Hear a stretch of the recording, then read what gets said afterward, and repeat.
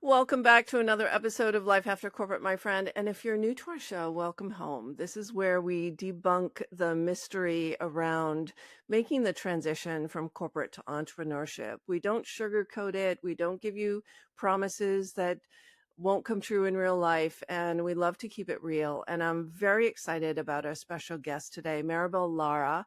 Maribel and I met through Luminary. We were both moderating panels for Women's History Month Summit, and I really was taken by her story. And we got to have dinner together at a networking event where it was just Yeah. the two of us. And I'm so glad to have you here. Welcome, Maribel. Thank you for having me. I'm so excited to be able to have this conversation with you. This is going to be so juicy, my friends, because Maribel is the founder and principal of Beget Love Consulting, where she equips small and mid-sized businesses with strategies developed alongside one of the world's most influential marketing voices. She is a 16-year marketing veteran. She's building Beget Love on a core belief in an era of endless choice. Emotional connection helps emerging brands compete with established players. Maribel positions social media as a powerful and accessible engine for awareness and insight and shaping smarter, more relevant marketing across channels. And she spent over a decade working with Gary Vaynerchuk. In case you don't know who Gary Vaynerchuk is, Gary V, um, in several roles, including his senior vice president and head of consulting at the Sasha Group and his chief of staff. So I am so excited to break this in today. We were talking behind the scenes and I said, stop, stop, stop. This is just too good. We have to save it for the show. So Maribel, tell us about what was that pivotal moment? What was that tipping point when you realized that it was time to leave Vaynerchuk Media, Yeah. Gary V, and all his companies? What was that point for you? What was that realization? Yeah. I knew that it would come as of probably 2 or 3 years ago. And it was because I knew who I wanted to work with in the long term. So I had within the company already pivoted from working with Fortune 500 brands, which is what VaynerMedia, right? The first company that Gary founded was built to service Fortune 500 brands. I worked on the PepsiCo portfolio for many years. I worked on the AB InBev portfolio before working directly for Gary. So I worked on some of the biggest brands in the world. And I loved that. I learned so much from that work. What changed dramatically after working directly from Gary was the shift to consulting and building offerings for small to mid market businesses. So early stage businesses. And what that created an opportunity for was to really tap into my MBA, not just my marketing chops. Because when you're working with earlier stage businesses, marketing has to work hand in hand with business in general. You Hmm. can't neglect that. You kind of have more leeway, not to say that marketing isn't supposed to move business with a large company, but you have more flexibility to be creative. It doesn't always have to, right? Like when you work on a brand campaign, there's this understanding that it's about brand awareness and it's not necessarily going to move the bottom line. When you're working on an early stage business, it has to impact the bottom line, That's or the right. business may not be here 6 months from now or a year from now. The stakes are a lot higher. And so I really loved being able to have these conversations that had business implications. And I knew that I wanted to continue to have that kind of impact on businesses. And so having as close a relationship as I had with Gary and understanding what his big picture ambitions were, I kind of understood 2, 3 years ago that there might be a point where the Sasha Group no longer worked with small to mid market businesses. And I had made a decision that it was important for me to continue to love the work that I was doing and who I was working with, and that at that point when it was clear to me that that was the path he was going down, that I would make the decision to venture out on my own. And so that's pretty much where we got. I wouldn't say that the it was super clear, like it's not like he had said we're shutting down consulting at the Sasha Group, but another thing happened, and it was that in 2024, he actually asked me to do him a favor that had nothing to do with small to mid-market businesses. It was, would I move to Mexico for 6 to 12 months and run the VaynerMedia Mexico City office? And I said yes, because one, it was an amazing opportunity to live abroad, to really challenge myself as a leader, as a business leader, to work with a team of 40 people, cross disciplinary, and also work in Spanish. Um, and I did it, and it was really difficult. It was the greatest challenge of my professional career, but I came back from that opportunity feeling like I could tackle anything. That if I could tackle that, and that if I could right that ship, that I could venture out on my own despite the fears, right? And despite not knowing what that would look like. And so while we sort of tiptoed around what I was going to do when I came back, because he was very clear on I would need more responsibility given what I had just come back from, that I would Right. be bored if I just stepped right You into what can't I go had been doing. backwards, right? No, you can't go backwards. So he was very clear on that, but I kind of felt like we were trying to force fit it, and so I was the one who said, "I think it's time." And, he begrudgingly agreed. He actually asked me to consider other positions first, and then a few weeks later was like, "Okay, you can go," with my blessing. It's like, I'm sure there's people listening because, Gary has such a strong reputation and the brand has such a strong reputation, really caring about its people and people first. And just even listening to the story about how much he cared about you and your growth and development, regardless of, he's running Right. this huge company with huge companies as clients. It's amazing. Um, but there was more for you. There was more for you, and you wanted to make more of an impact. So what was it like for you? And how long ago was this? When did you Not leave? very long ago. Mhm. It's been a little over a year. So, officially, I left at the end of January 2025, started my business in February of 2025, knew that I would be no revenue the first 3 months because, again, while I had been thinking about it for a few years, I certainly hadn't laid down the foundation of what that would look like. I didn't have clients lined up. So realistically, I was without revenue for the first 3 months, just going out and reconnecting with folks in my network, letting folks know what I was doing, what types of clients I was looking to work with. It was definitely scary. I had the benefit of really what I was doing was extending the work that I had started to do within the walls of Vayner. But what I didn't have was a funnel for new business. I had the protection of having been within this larger corporation. I had the benefit of this tremendous entrepreneurial brand that is Gary V at the top, where business came to us, opportunity came to us. So every day I opened my email and there were leads to follow up with. That was not the case when I started my own business, right? And so that was the biggest Mm. transition. Was I knew what I had clarity on what I was selling.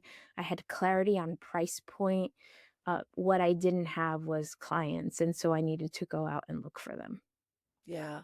And that's one of the roughest transitions that women coming from corporate feel too. It's that, I had the benefit of the brand and deals were coming to us, or I didn't have to look for clients. Or many of Right. my clients too were internal. They were HR, or they're marketing, or they ran an internal line of business. So selling and marketing was never even part of their portfolio of skills. So that's even harder. At least you're a marketer and you knew how to Yeah. market, how to sell, as well as how to get businesses organized and focused to focus on the right things to grow. Um, I'm curious, and I'm sure our listeners are curious too, about how you have changed in the last 12 months. What did you encounter that you didn't expect, and how did you navigate through that? Yeah, I would say the confidence. So while I wouldn't say that I didn't have confidence in my abilities, I do think that I sit more comfortably in the role a year later, and there's still room for growth. I What I was starting to mention to you before we got started and you were like, save it, was I really tiptoed around mentioning Gary and Vayner. Hmm. And it was because I had this struggle of nobody was saying this to me, but the voices in my head were saying that by mentioning either, I was resting my laurels on that, right? That I was basically that I was, rather than trusting in my own experience and accomplishments, I was holding those 2 things up as like, "This is why you should want to work with me." And it Mhm. almost felt like that was lessening the confidence in myself, when in reality, that might get your foot in the door, but that doesn't necessarily win you the business, and it certainly doesn't do the work for you. And so a lot of it was getting comfortable with, like, that's those are achievements. The fact that I was there for 10 years, I wouldn't have been there for 10 years. I wouldn't have had a role working directly for Gary. I wouldn't have been promoted the way that I was promoted and held the titles that I held and worked with the clients that I worked with, had it not been for my experiences. And so, like, I should proudly use those brands and those names and mention them, and I should have no challenge in doing that. But it really took, I went to see Gary in April of last year, so it's almost a year since I went to see him. I've messaged with him since, but I went to see him in person in April, and I said, "I'm gonna ask you to answer a question on camera, and it's really for me more than anything, but I am gonna use it in social content." And I said, "Did I really work for you? You know, like, did I really, like, sit by your side, work directly for you?" And I actually had him answer on video, like, "Yes, ladies and gentlemen, like, Maribel did work for me, like, sometimes, like, right next to me, like, at my hip, like, learning from me, like, side by side, like, just taking in all of this information." And again, nobody in social where I was posting this content was questioning it. It was me presuming that people were questioning whether or not I was lying about that, because I wasn't in all these, like, visible videos sitting right next to him. I'm so glad you shared that because I went through a similar experience too when I left Gartner. So, being in product development there and growing lines of business and being successful and having the sales force love whatever comes out of Dev Shop is gold. You lose like, well, what was the brand and what was me? And Yeah. how did I contribute? And I did the same thing. I diminished the brand. I don't think I ever mentioned Gartner when I first left. It's really Mm. been the last couple of years that I've, really embraced that, I moved shit along in that company. There were, products, multi hundreds of millions of dollars made on ideas that, it was my responsibility to bring to life, right? And to test and make sure there was demand for. And so I think, and just as women in general, it's like if we were men, we would be like tooting that horn as loud as we could toot it, We'd right? have So tattoos. yeah, we'd have tattoos on our bodies, and it'd be like the first name we dropped when we went into the room, but because we're always questioning our self-worth, because this transition from corporate to entrepreneurship really shakes the foundation of your identity and who you are, I'm curious, you know, um, what personal work and what personal insights have come up for you in the last year where you feel more grounded and you're embracing more of who you are? Yeah, I think several things.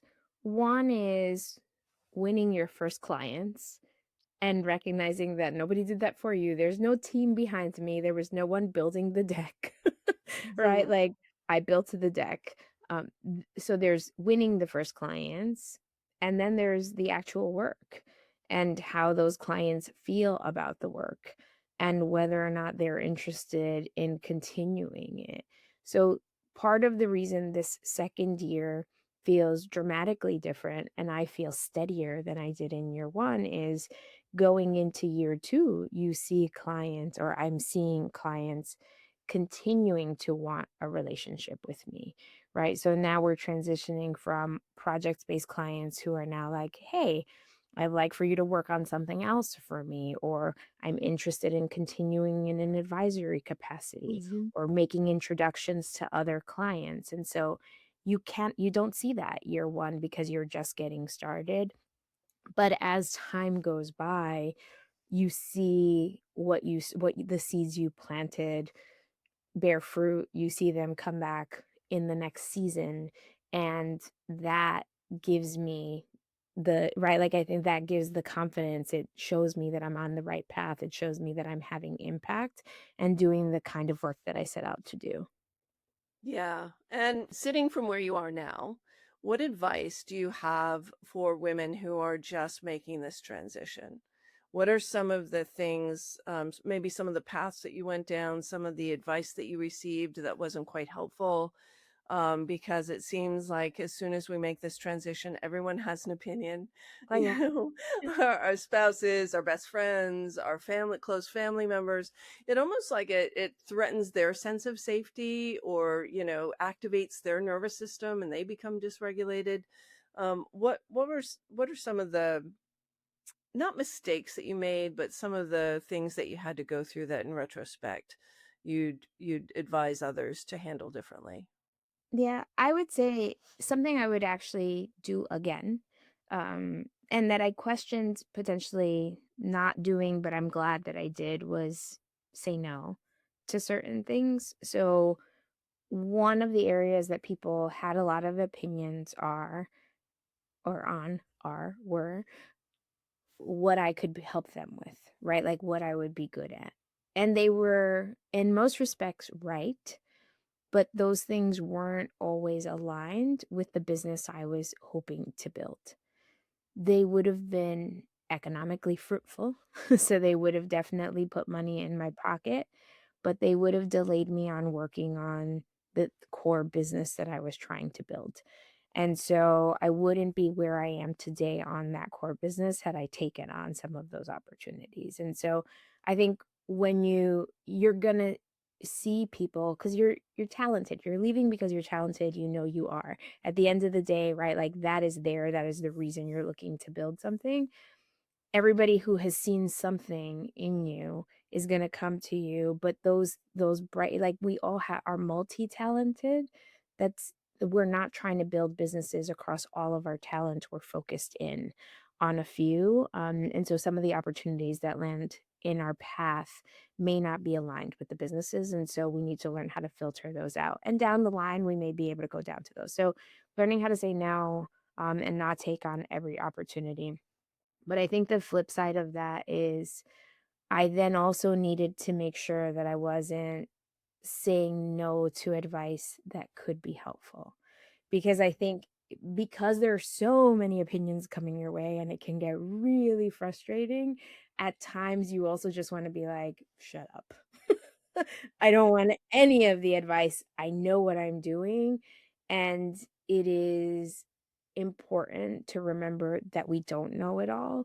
I have been an entrepreneur. I have not been an entrepreneur in this capacity. I was an entrepreneur in that I was freelance before I landed in the agency world. The stakes are a lot higher now. I have a mortgage to pay. Health Mhm. insurance is very different and important in my late 40s than it was in my early 30s. It's just a very different ball game. Like the kinds of clients I'm working with are very different, and I don't know it all. So I think also being humble enough to acknowledge where are the areas where I can take advice. I had a really wonderful moment a few weeks ago, with a past client of mine who has been a consultant for far longer than I have and was really wonderful. I was asking how his business was going. We were really just catching up. He wanted to hear how I'm currently working with clients. And I was fascinated by his structure. He had a like subscription model, and he was so willing to share information about that. And that's such a, can I curse on your podcast, Deb? Of course.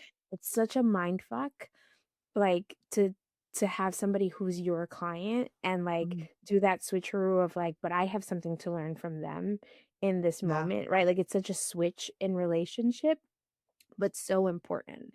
And if I wasn't willing to do that, right? If I wasn't willing to say, like, no, I'm now in a position where like this person can teach me something that's going to be incredibly valuable.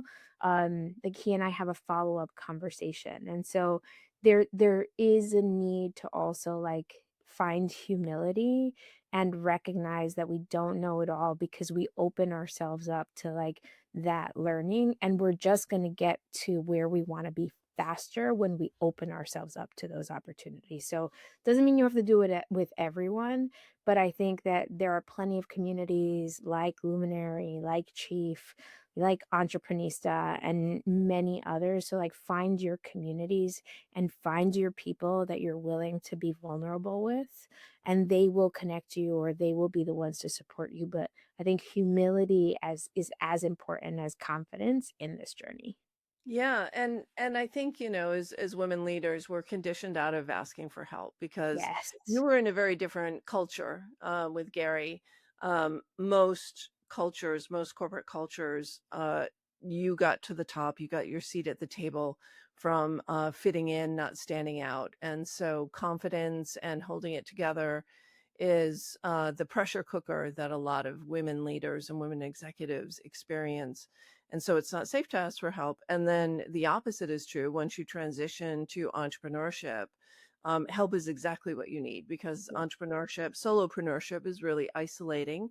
And, finding mentors, community, peers, communities of clients, being out there in the world. And even if you're an introvert, I think sometimes this is the hardest part for people who are more inward focused, more intuition driven, would rather sit behind the scenes, building out the frameworks and the protocols and the methodologies than getting out there and marketing and selling. So, no matter what side of the fence you're on, this is going to pull you out of your comfort zone. And it's mentors and colleagues and former clients that are going to help pull you up there.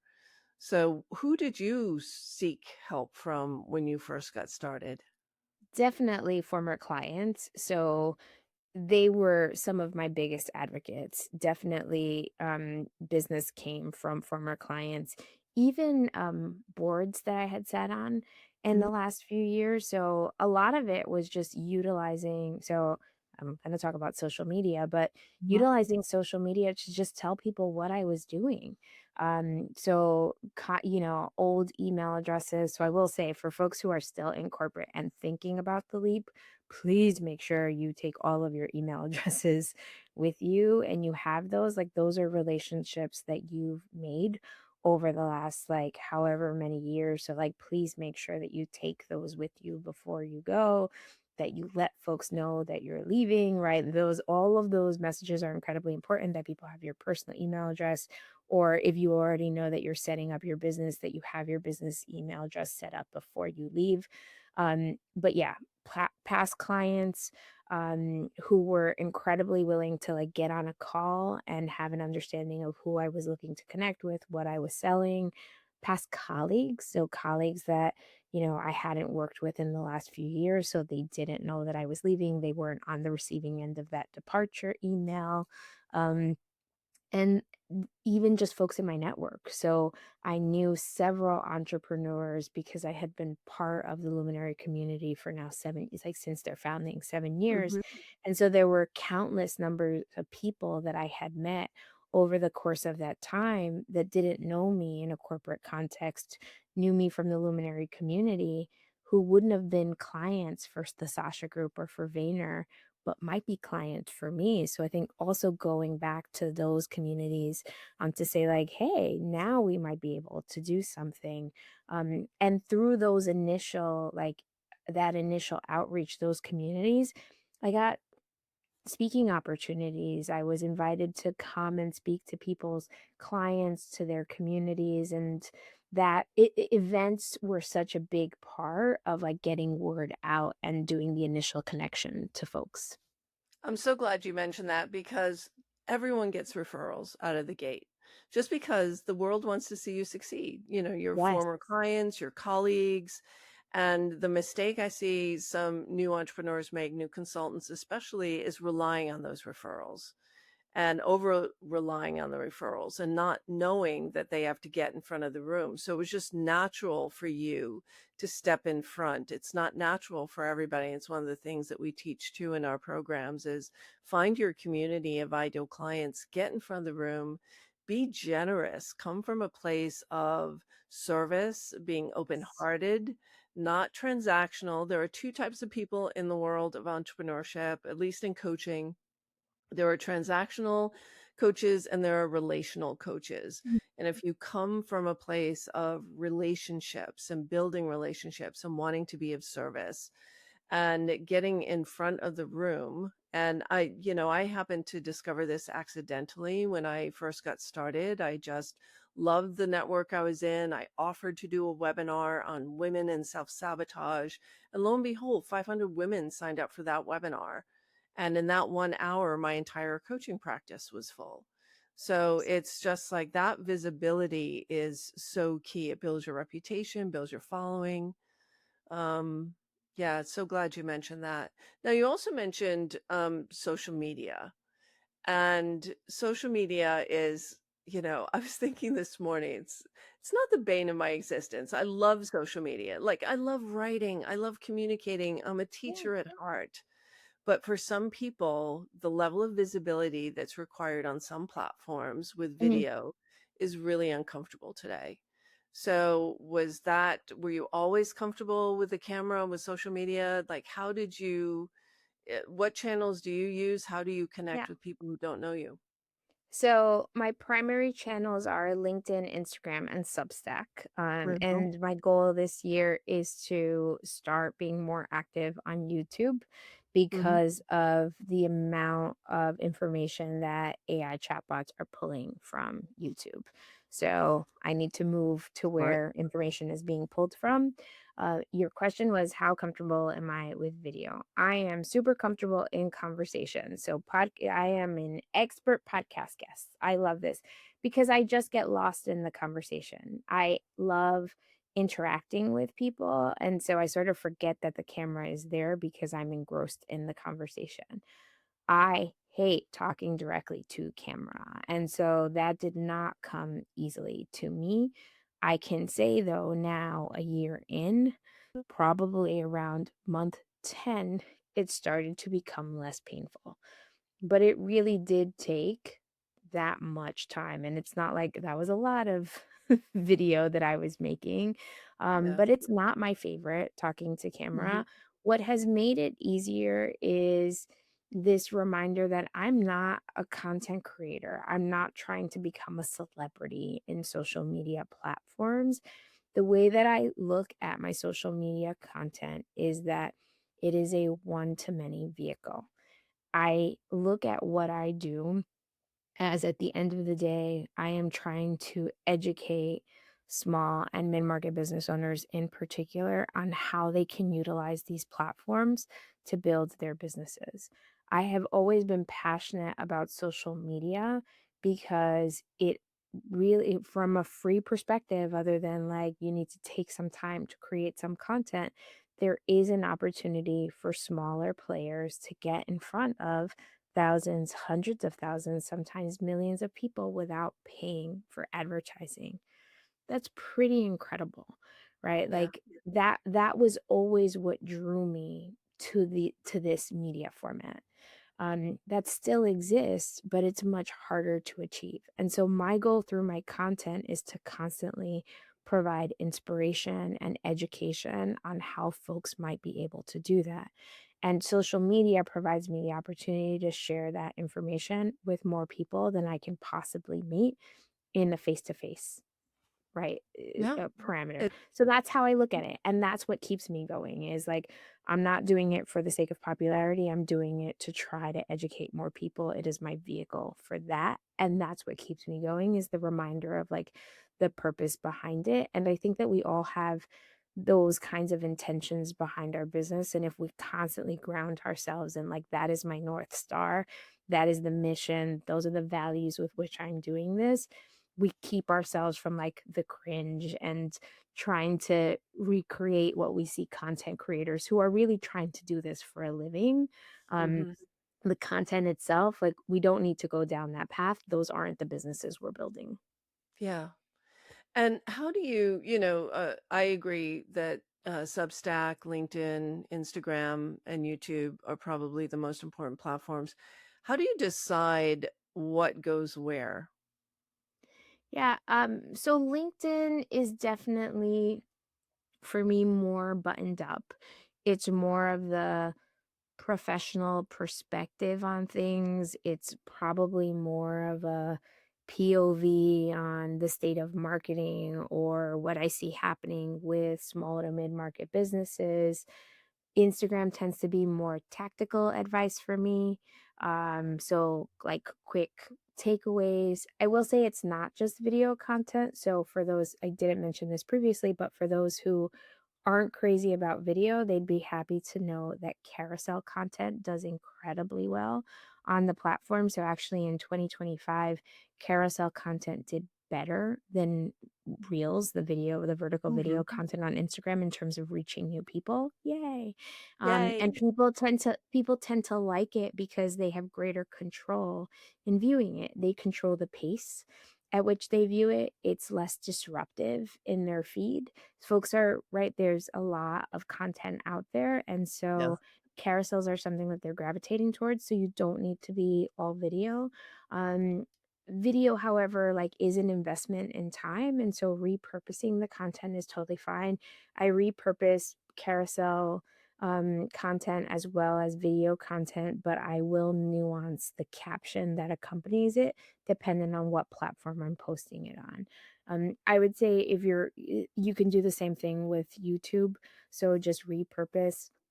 YouTube is a good place to repurpose longer form video content. Obviously, if you're hosting a podcast, it should live there. Right. So and if you even if you don't have your own podcast, something that folks can get in the habit of is if you're a guest on podcast, right? Like you can create a playlist of the podcast you've been on. So there are different ways if you're ever a keynote and you do speaking engagements, get into the habit of recording those or getting the recording from the event organizers and uploading those to your own YouTube channel. So we're all sitting on opportunity for content. Like if we look back on a given year and what we've done, we had more opportunity to capture content than we may have taken advantage of. It doesn't all have to be like thought of in the week or in the month of anticipation. Some of it is built into what we're already doing for our businesses. And how do you treat Substack differently than YouTube and LinkedIn? Yeah, so for me, Substack was very specific. I have to do a lot of reading in order to stay up to date on how platform features are changing, what's working on any given platform. I also do a lot of reading on culture broadly, music, fashion, and like food, travel, like behavioral trends to understand like where attention is. And I share that with my clients, but Substack became this vehicle for sharing it more broadly. That when you're talking about cultural trend, you know this with your research background. I can't really express that in a short Instagram post or even in a LinkedIn post. There's just not enough depth. There are a lot of links that I want to be able to share. Like I needed a space that could be more meaty, but I also wanted something that I could monetize. And so Substack was the perfect answer for that. It's also a platform that's growing very quickly. It's like saw incredible like triple digit growth, I believe, year over year from in 2025. Um, and has some social elements to it. So it's not just like the long form newsletter, but there's community that's building there and a variety of different niches that folks are falling into. So I'm really loving getting back into long form writing. I actually started out as a blogger in the space. Like that's how I got my feet wet in this social media space was with blogging. So it's really nice to do that again. And it's also really, really wonderful to have a place where I can express the variety of interests that I have. So where I can be completely messy and talk about K-pop and talk about food and travel and nobody can judge me because I'm like, it's all relevant. It's culture. Yeah, I love that. And I think that's how I feel about Substack too. It's like a playground. It's where you can be who you really are and express all the interests that you have. And so I'm still dipping my toe in the water there, but I think that was really helpful. As you look back, and Maribel, like I could chat with you for a couple hours. We did already. um, what looking back and looking at all the women that you know through our shared communities and elsewhere, what's the one thing that you want to say to them? Like if you were girlfriend to girlfriend and you were talking to someone who was going through something similar as you did a year ago, Mhm. and they're caught up in the fear, who am I now? Like, what would you say? I would say more people, and it's gonna make me tear up, more people are rooting for you than you realize, right? I think, like, especially as a kid, and I think it's a shared feeling, like, so often we feel like we're in it by ourselves, and we have this term, solopreneur, which Mm, and it tells you you're by yourself.